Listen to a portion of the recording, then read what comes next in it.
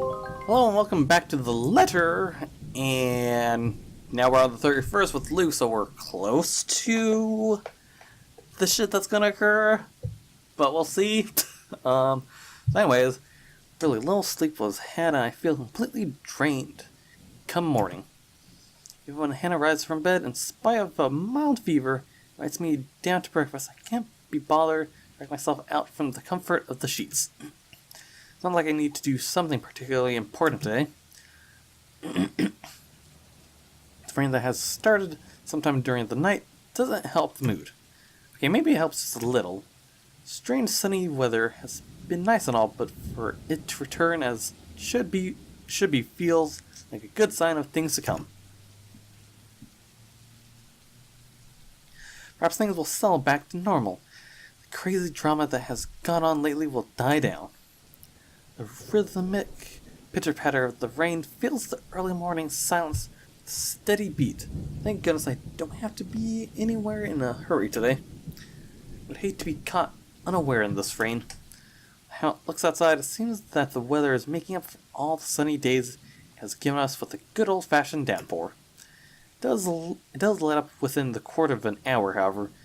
Day beginning with a cloud burst like this, locals usually take it as an immediate sign. Luxembourg's abysmal weather is back, likely for good. Oh. They did a good job fixing the place because I'd rather not have to deal with leaky roofs. Though Hannah might find humor in it and perhaps ask me to sing in the rain to wear out my anger. Don't like the idea that the reality did a horrid patch job with the place. Hannah technically paid millions for this place. It better live up to the price the realty company sold it for. Not that it's something she should be fretting about at the moment, when her health's not its best. Hannah's going to be brought to the hospital for a checkup today. Anything I prefer that she focus on getting better. The fever in my house like it is can't be good for unborn children, after all. Not sure what choice occurred that affected that, but okay. Perhaps a proper rest is all she needs, but I'd rather not assume things. I'm a businessman, not a doctor. Wonder of wonders why I even bother agreeing to babysitting duty at that. But here I am scheduling as today's babysitter for Suarez's brat, once her father drops her off the mansion steps. Though that is a worry for much later. If I wish to, I can ask that nobody bothers me while I doze off in a cocoon of comforters. As always, somebody has to be a buzzkill. Are you really going to stay in bed all day? I think that was his plan, yeah. What do you want? It's far too early to deal with your nosiness. You must have been really rattled by what happened yesterday. If you need to talk about it, I am quite qualified in that regard. And you aren't even the slightest bit bothered. Truly, not even the slightest bit worried? I was worried. But I realized that it's not my life in danger, is it? True. My worrying will not help matters. Neither will yours. Well, as I am to admit it, he is right. God, my nose is itchy. The whole thing might have rattled me, but there is little point in jumping at every shadow I see from the corner of my eye. I shouldn't lose my head for a threat that might not even come. I should know better by now. But I've never been this worried about a possible threat all my life before. I'll be honest here. If anyone's in danger, it's Hannah. I take care of myself just fine. Security titan by at least one guard, if not 5, making sure nobody gets within 10 feet from me without my say-so. Hannah, on the other hand, is pregnant and will be away for most of the day. It's a small relief that Johannes will be with her. Are there any updates about the woman? Being in the dark has me on edge. Information any at all may very well help me in calming down. I've already briefed security about her, and more from the agency will be arriving tonight. But they haven't seen anyone fitting the description. So you have nothing then? Fat lot of use you guys are. What do I even pay you for? Do me a favor. There's the door. Don't let it hit you on your way out. Well, there is something. It's about McCulloch. Can you even blame me if I showed the tiniest bit of interest? Still not done with the house, and she's a nice woman. And she's a nice enough woman. Oh, so I would imagine he would bring up that she's dead if I got her killed in the cellar. So plans to go back to sleep are gone. I called her secretary about taking the day off. He hasn't heard from her over the weekend. Because she's been gone for 5 days. She's probably passed out after enjoying a pint or 2 or 10 in a bar somewhere. She's an adult. It was the weekend. She's allowed to disappear and not think about work. Fuck. I wish I was passed out after a night of drinking. He does know that mobiles are a thing. That's all well and good, but she's not answering her mobile either. Mr. Parker will be filling a missing persons case with the police if she doesn't turn up today. I mean, she sort of turns up today, just, later, at night, in the middle of the night. Sort of like the time I'm recording this right now. So, certainly some must know where she is. Tabs are kept without fail, on people who come to work with me. Background checks and constant surveillance until they finish their contracts with the rights. Some would say that it's all a bit over the top. I can't be too safe. He may want me dead. What about one of ours? Has anyone seen her? She's pretty hard to miss with how tall the woman is. The last anyone has seen of her was here, the morning of the party. Your housewarming party. This isn't good news. It wouldn't do for the police to hear of this and to suspect. It's a little important that I can easily prove my innocence. It is all a matter of principle. Because even the accusation of misdemeanor should not stain my reputation, although maybe it is a bit too late to hope for a squeaky clean one. Besides, it'll be such a hassle to have police poke around the house looking for a body that doesn't exist. Now, if we're done here, I'd like to go back to sleep and...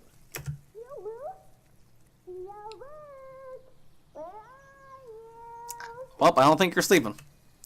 Well, there goes any plans of grabbing some shut-eye. Rolling over my stomach, I can only scream into my pillow. Of course, of course.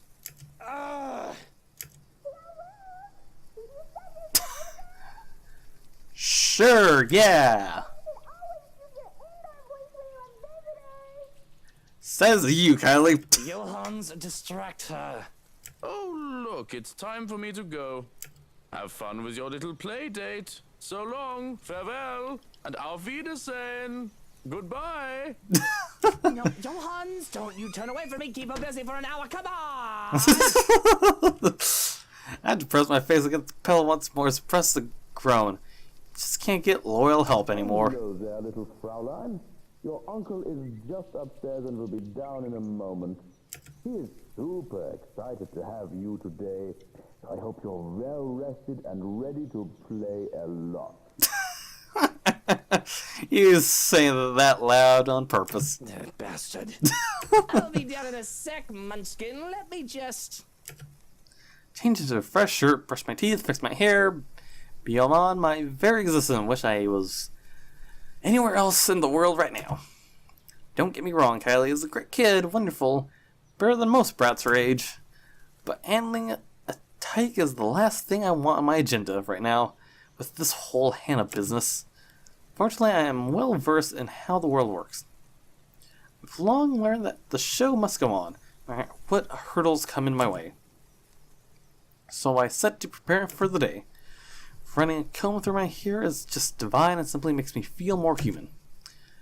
Bad hair is disgusting, though it isn't as bad now as it was when I was a child. With how expensive a trip to the barber was, I often had to grow it out until Mother had time to cut it for me.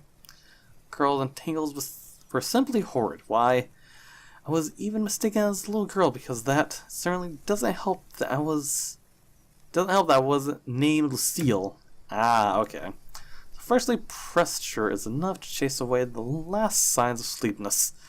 Feel of crisp and clean cloth in my hands is a clear marker to start the day. But something catches my eye. Clothes and personal effects are erased on the dresser for the day. Boxers, trousers, belt, and socks on the side of my shirt. On one side with my shirt, Dax and tie on the other. It's always the same thing, always. Cuffling Colligans and anything else I would like to add stays in the dresser for me to choose from. It's all routine. However, among the silvers, the grays and the red is the tiny blue box. What is this? The thing is a small light fitting in the palm of my hand. Too big to be a ring box, but too large to be a watch box. Looking at close, I see that's one of my handkerchiefs used for wrapping. Easy enough to untie the knot to reveal a plain box inside. Not quite a way to wrap up a gift, I suppose. Though presentation should be the last thing I need to be worried about. Mail packages, gifts, and the likes are supposed to be vetted before they get to me. Morning, Giles would hand me a list of things I need to look over, go through, yet there was no forewarning of this. Really, I dropped things as if it burned me. I shouldn't have touched that. I shouldn't have touched that. What the heck? Very well might have. Without security going over it, could be a nasty gift for me.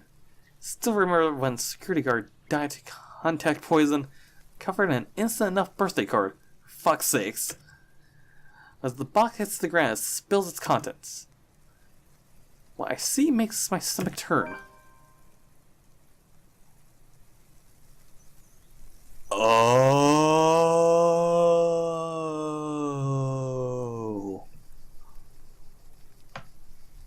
So, everyone that would have died, their stuff would have been in the box. And because the only one we had killed was Zach, and his eyes were missing. Well then, now we know where the eyes went. So eyeball still with its nerves ending, mucus and all, plops to the ground. I have to fight the urge to gag as it rolls and stares at me. Oh god, that's sick. That is Oh sick. god. It's still wet. Oh god, he sounds terrible. It's disgusting. Oh my god. Not a stranger being sent threats, but this has to be the first time I've sent a body part. Even I don't do that. Yet there's no note or sign too as to who may have sent it or how it got here.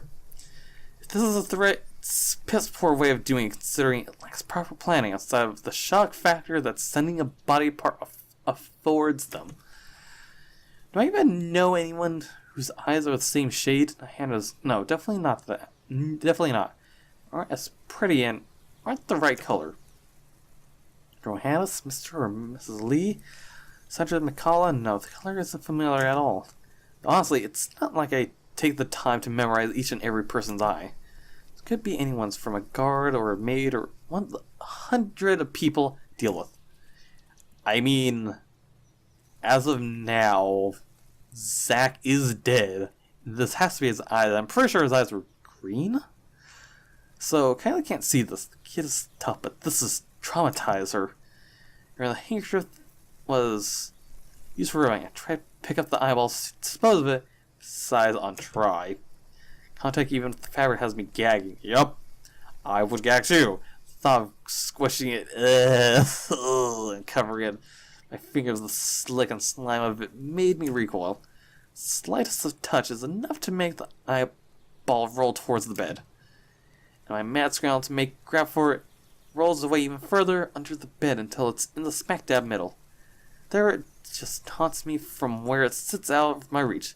Green eyes fixed on me again, perhaps judging my poor attempts to get it. The hell with it. I don't have time for this. Okay. Oh god. Yep, it's right after. And I imagine there'd be more body parts or something from everyone. So, yeah. My hands off this quite literally at that. Though I wish it isn't easier. Said than done.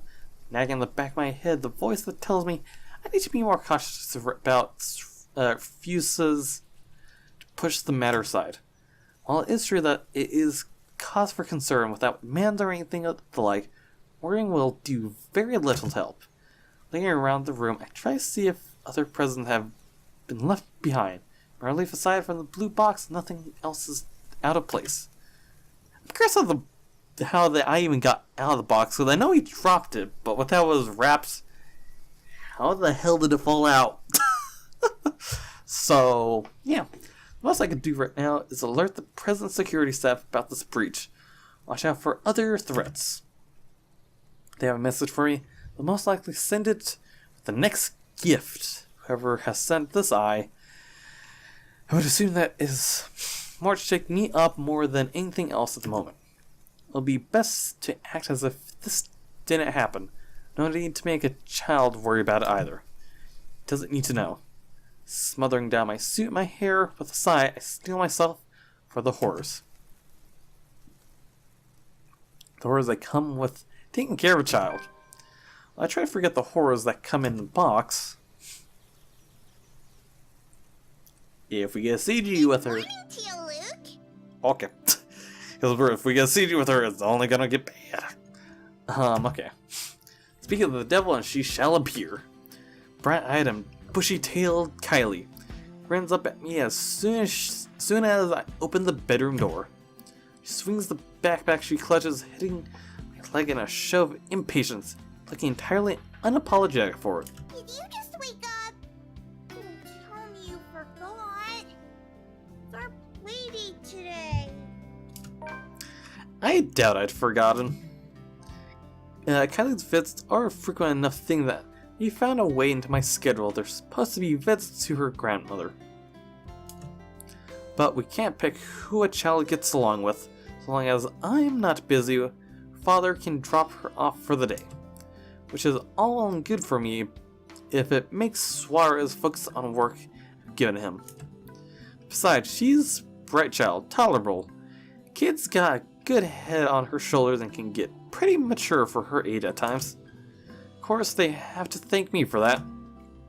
Parents can take partial credit, but Hannah and I have been there for this kid since she was just a small baby.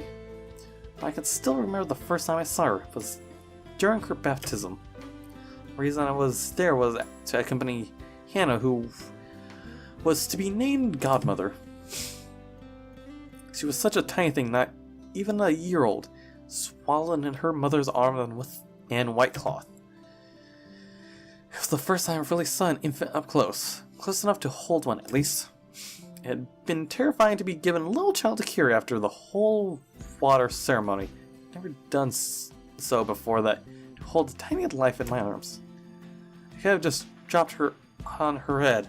This little tick before me would have stopped existing then and there. The child just smiled at me, babbling nonsensical words as children do, clinging to me even as I tried to hand her off to Hannah. She had thought it hilarious and adorable. My suit had been a mess and I was nearly an anxious wreck by the time I handed her back to her mother. Yet it was pleasant too. To think I might be doing it again. With Hannah's children, with our children. Kids of my own flesh and blood. In a few months' time, I'll be cradling them in my arms, hearing their laughter against my ears. It's a terrible thing to think about, despite myself, in spite of all the fears that all will never be good enough for them. I'm actually looking forward to it. Of course I didn't, you little rugrat. I just had to take care of something before you arrived.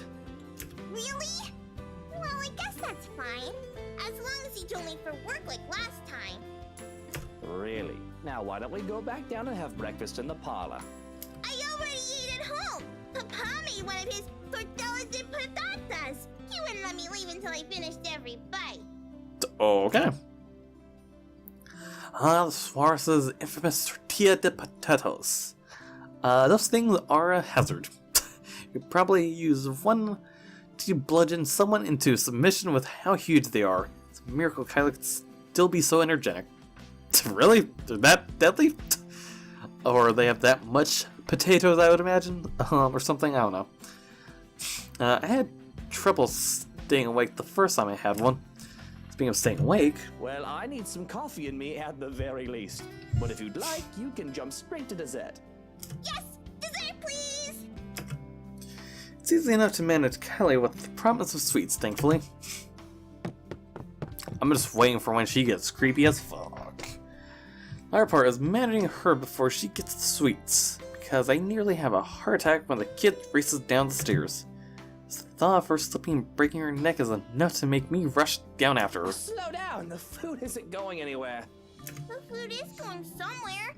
In my tummy. Fair enough. Jesus fucking Christ. Children. With a shake of my head, I usher Kylie towards the parlor, order a maid to bring food for us. Our breakfast there is, along with a cup of coffee for me, and ice cream for Kylie. I can't leave the kid alone for too long unless I want to let her turn the other room into a slaughter ground. True to my expectations, I've only left Kylie alone for a few minutes, but she's already made herself comfortable. Stuff from her backpack has been left scattered across the room, from coloring books and crayons to toys.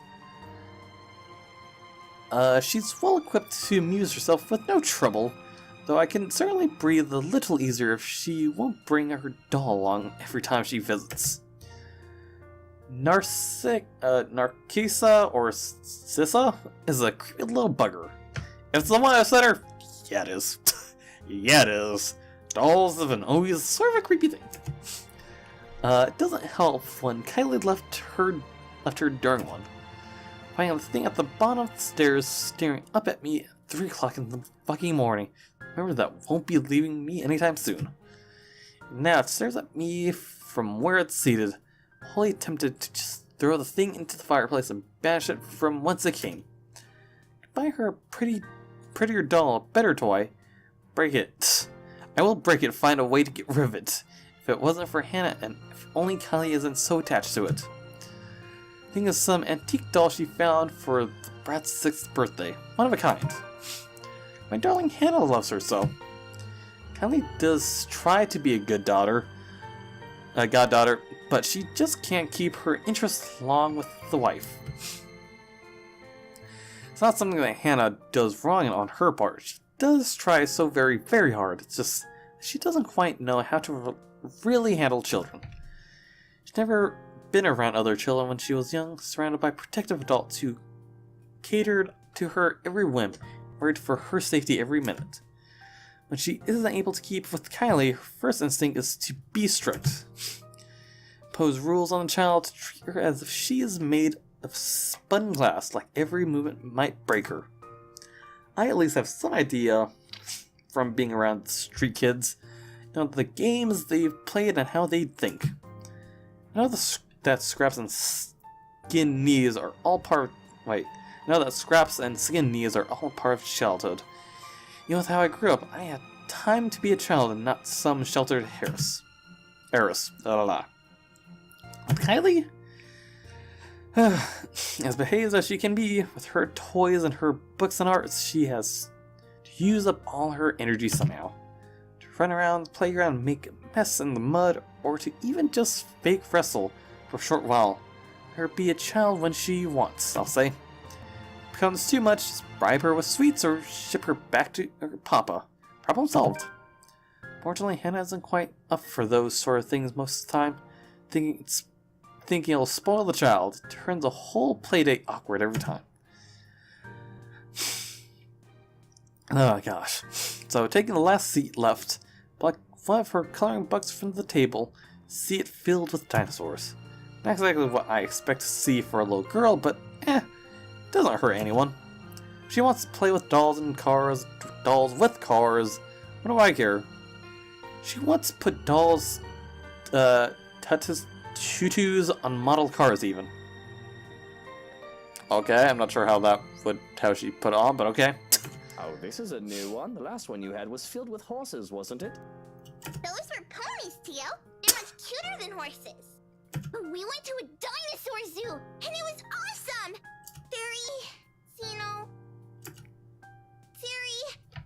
Dinosaurs are my favorite. I have no idea what that is, but it must be something. I'm only familiar with the T-Rex myself.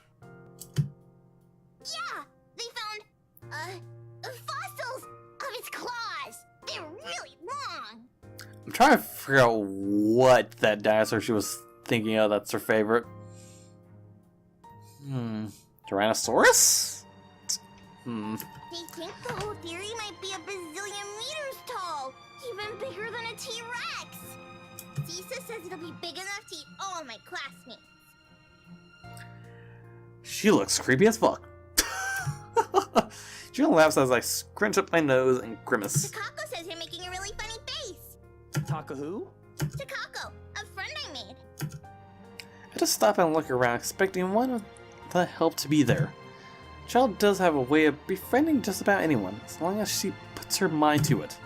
Yet the two of us are completely alone. Thankfully, she only finds my disturbed look as another funny grown-up expression. That might be a lot more problematic than whether she plays with dolls or cars, though. Both the thoughts of Sisa giving Kylie ideas, and one set ideas being massacred by dinosaurs. Something I probably need to bring up with her father aside from work. Beyond murderous dinosaurs, creepy dolls, and imaginary friends, I find no trouble with Kylie. She says as energetic, I get this, hold on, precocious as any tyke her age can be. She's an angel. She could get comfy and settled and after getting her sweets. Okay. Oh my god, that looks delicious! Waffles with fruits and strawberry ice cream with chocolate on top? Oh my god. That looks delicious! Tuck into our waffles as soon as food is brought in. Waffles because she wanted her own plate to go with the ice cream. Ah, okay. Ice cream as soon as she saw mine. A fresh plate of berries Brian as well, which really goes great with the rest of this feast, as Kylie puts it. If I indulge in sweetness, I have a cup of black coffee to pair it off with. Our bellies full as Kylie grows content with just scribbling a scrap of paper, calmly chatting about the week. She talks of her older brother, Rowan, and their parents, and they have planned to go to the Bloxland in Berkshire for the winter's holiday. Bloxland. I wonder if some of that's Legos, or Legoland. She mentions Miss Pink Rebecca, which I listened to with half an ear. Our initial meeting had been a mess. I can't quite find myself to listen to stories about her teacher wholeheartedly. The phantom stings in my hand, still itching. Talks of the sad man in the park, of her new friend. Oh, man in the park, Zach. Likes to play hide and seek. Wait. Sad man in the park and her new friend who likes to play hide and seek. She's not sniffing in the loo. Finally, she finds nothing new to talk about. She goes back to her drawings. They'll change as soon as her stomach settles. Of course, the calm before the storm. Because behaved as she is right now, I can feel the curiosity just radiating off of her. There's a restlessness buzzing under her skin and a question on the tip of her tongue, as they often are with children her age. For now, I take this piece with no complaint for however long it stays. I have fun with the crayons as well as at the children instance, even if I can't really draw. With Kylie using the black crayon that leaves me with the blue one, I absent-mindedly start to draw Puppy to the best of my abilities. It's as I attempt to give the dual dogs another eye that Kylie breaks her silence. Tio? Where did Tia go? I saw him leave when I got here. Tia didn't look so good. I've been expecting a lot of different questions. The kid always has a whole bunch of them ready for me. I can only sigh when she poses this particular one. She's just going to the doctor's for a checkup. And as kid goes, there are follow-up questions. And you didn't go with her? Cause I have to take care of you. Well, you were going to be here, sweetie, so I had to stay behind. So she's all alone? At the hospital? Oh, no, of course not. Tia has Johans and her maid and a guard. She's got plenty of company. Yeah, but you're not with her. If I didn't know better, I'd say the kids tried to make me feel guilty. I want to say that the low tyke is evil for making me feel so. But I understand. When I get sick, Papa and Mama have to leave me with their maids, too. Well, they don't take care of you. That doesn't sound right. Even my mom took care of me when I was sick as a child. Well, they're always busy with work.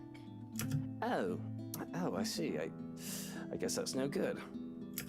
I know she doesn't mean to accuse me of anything, but as her father's boss, maybe I do overwork Suarez a bit. It's a lot of responsibility that only he's capable of carrying out. Delegation is a thing, sure, but when said responsibilities are legally questionable at best, putting others to the task isn't always an option. But maybe your papa is in need of some vacation time. He deserves it, doesn't he? He's a hard worker. I could arrange something for the holidays. I could cut him some slack. Some of his assignments can wait. I can't do much for her mom, she isn't one of my employees, but this would have to suffice.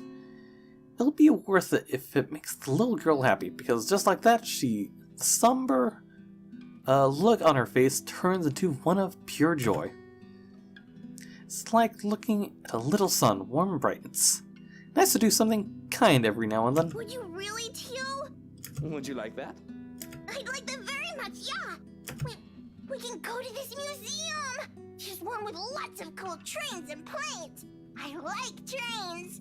And there's the local manor theme park! And a monkey forest! There's a kid adventure farm too, the wacky warehouse, and a play barn as well, and... One at a time, kiddo. One at a time. Whoa, slow down there, Munchkin. I know you're excited, but I think you should let me schedule your dad's day off before you plan a whole year's worth of stuff. There's an embarrassed giggle, but she does reel herself in, enough to calm down, which is a feat in and of itself. It's obvious how giddy she is.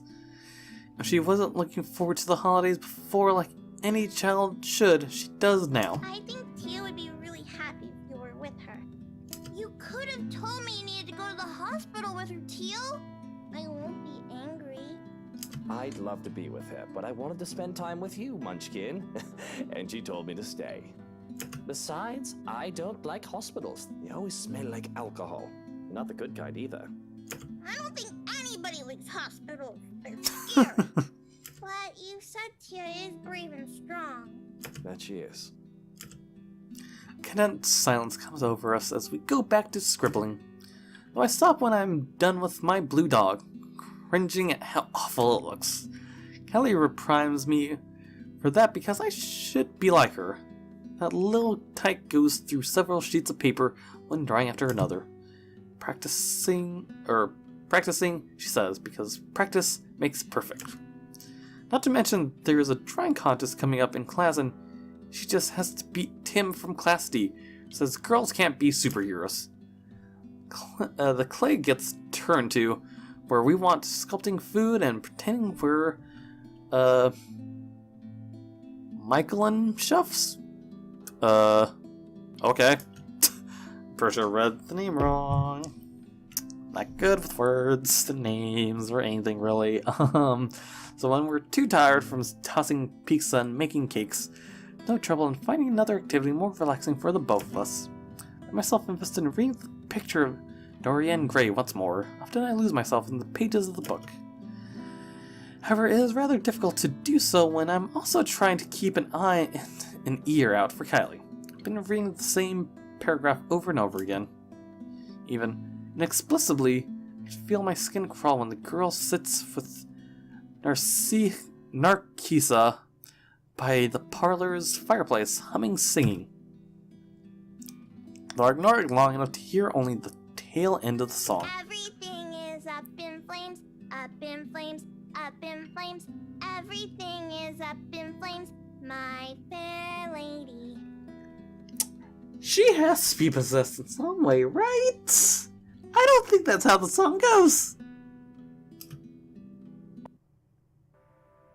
Okay, I was expecting her to be creepy. Just like, turn around and be like, London Bridge is falling down, falling down, falling down. It's like, no! Fuck no! Oh, okay. Not as creepy as I thought it was gonna be. Just, I don't think, oh god. Oh, goddamn doll, it's creepy. So before I continue, though, with what who knows will occur, I'll end the video here. So if you guys enjoyed the video, go hit the like button. If you want to see more, maybe go hit the subscribe button to be notified of the next part, or just anything I do in general. If you got anything to say in the comments below, and I'll see you at the next video. Comrades? And we should be done with this game anytime soon, so yeah.